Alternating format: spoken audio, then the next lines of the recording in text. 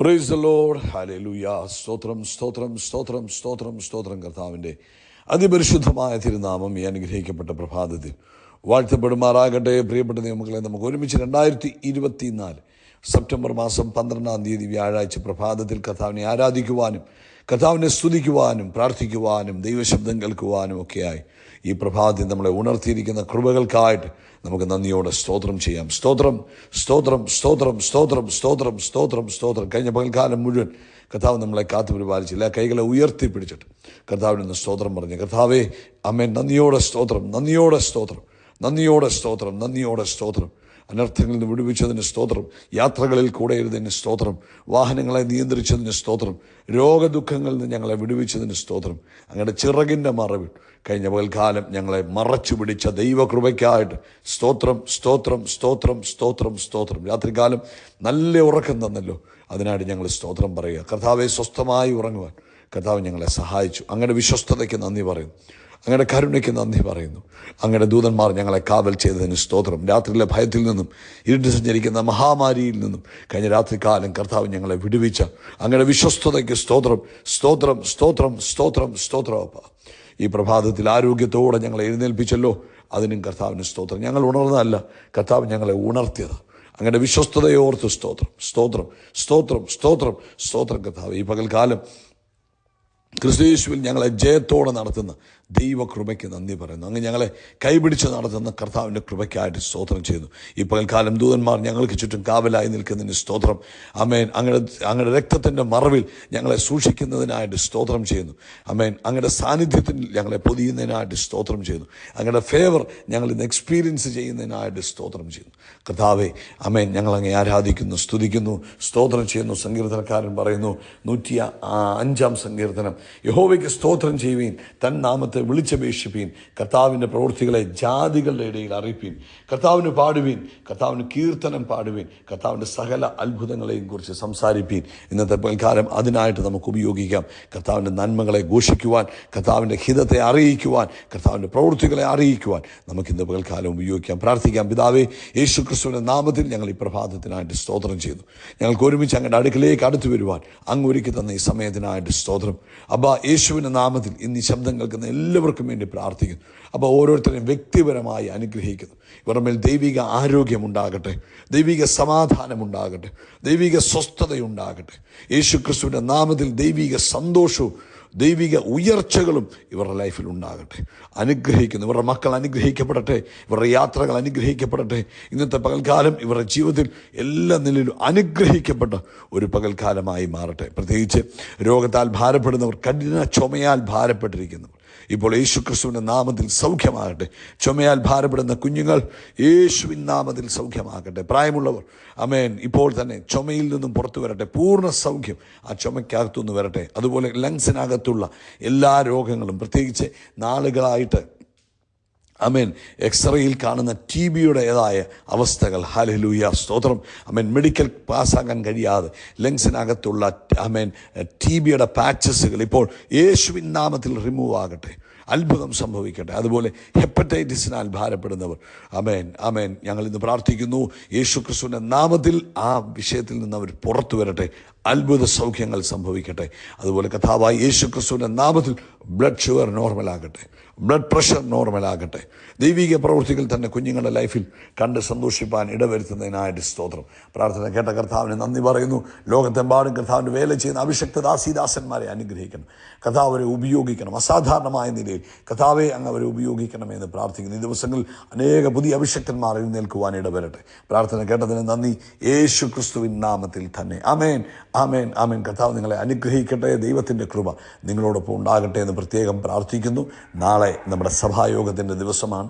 രാവിലെ 8:15 ഇന്ത്യൻ സമയം 8:15 നമ്മുടെ ആദ്യത്തെ സഭായോഗം ആരംഭിക്കും. അതിൽ എല്ലാവരും പങ്കാളികളാകുക. ആമേൻ. അതിനുശേഷം വൈകിട്ട് 4 മണിക്ക്, ഇവിടുത്തെ സമയം 4 മണിക്ക് നമുക്ക് വീണ്ടും മലയാളത്തിൽ സഭായോഗം ഉണ്ടായിരിക്കും. കർത്താവ് നിങ്ങളെല്ലാവരെയും അനുഗ്രഹിക്കട്ടെ. ദൈവിക കൃപയും സമാധാനവും നിങ്ങളുടെ ജീവിതത്തിൽ വർദ്ധിച്ചു വരുമാറാകട്ടെ എന്ന് പ്രാർത്ഥിക്കുന്നു. ആമേൻ. ഇന്ന് പ്രഭാതത്തിൽ പരിശുദ്ധാത്മാവ് നമ്മളെ ഓർപ്പിക്കുന്നത്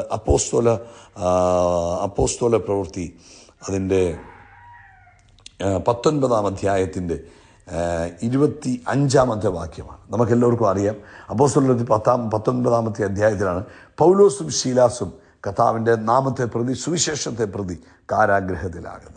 കാരാഗ്രഹത്തിനകത്ത് അടയ്ക്കപ്പെട്ട് കിടക്കുന്ന പത്രോസും ശീലാസും അർദ്ധരാത്രിക്ക് 25 വാക്യം, പൗലോസും ശീലാസും പ്രാർത്ഥിച്ചു, ദൈവത്തെ പാടി സ്തുതിച്ചു.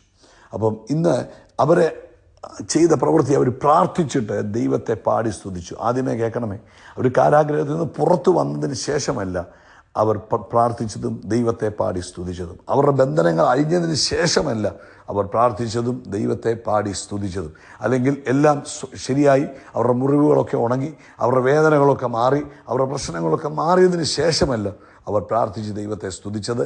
അവർ ഏതവസ്ഥയിലിരിക്കുന്നോ, അവർ കൈകൾ രണ്ടും ചെങ്ങലകളാൽ ബന്ധിക്കപ്പെട്ട്, കാലുകൾ ചെങ്ങലകളാൽ ബന്ധിക്കപ്പെട്ട്, തടവുകാരുടെ നടുവിൽ അവൻ തടവറയ്ക്കകത്ത് കിടക്കുന്ന അവസ്ഥയിൽ അവർ ദൈവത്തെ പ്രാർത്ഥിച്ചു.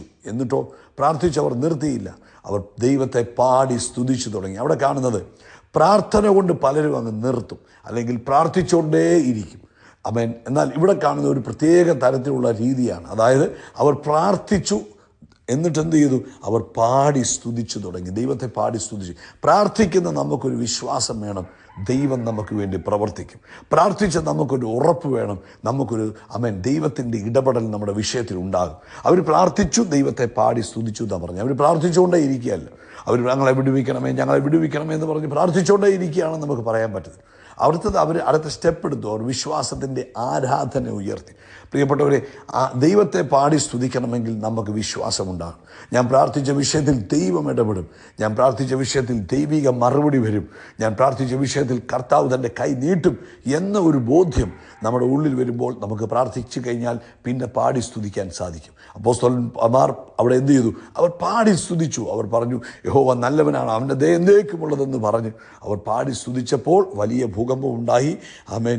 കാരാഗ്രഹത്തിൻ്റെ അടിസ്ഥാനം കുലുങ്ങി, വാതിലൊക്കെയും തുറന്നുപോയി, എല്ലാവരുടെയും ചെങ്ങല അഴിഞ്ഞു വീണ് അവർ സ്വതന്ത്രരായിത്തീർന്നു. അതുകൊണ്ട് പാടി സ്തുതിക്കുന്നതിന് വളരെ പ്രാധാന്യമുണ്ട്. നിങ്ങളുടെ വീടിനകത്ത് പാടി സ്തുതിക്കണം, നിങ്ങളുടെ വാഹനത്തിനകത്ത് പാടി സ്തുതിക്കണം. നിങ്ങൾ എവിടെയാണെങ്കിലും അവിടെ പാടി ദൈവത്തെ സ്തുതിക്കുമ്പോൾ ദൈവിക അത്ഭുതങ്ങൾ നിങ്ങൾക്ക് കാണുവാൻ കഴിയും. 2 ദിനവൃത്താന്ത പുസ്തകം 20 അധ്യായത്തിൽ നമുക്കറിയാം, യഹോശഫാത്ത് രാജാവിന് നേരെ 3 രാജ്യങ്ങൾ, വലിയ 3 രാജ്യങ്ങൾ, 3 സൈന്യങ്ങൾ അവർക്ക് നേരെ ആക്രമണത്തിന് വേണ്ടി വന്നുമ്പോൾ യഹോശഫാത്ത് ചെയ്തതും ഇത് തന്നെയാണ്.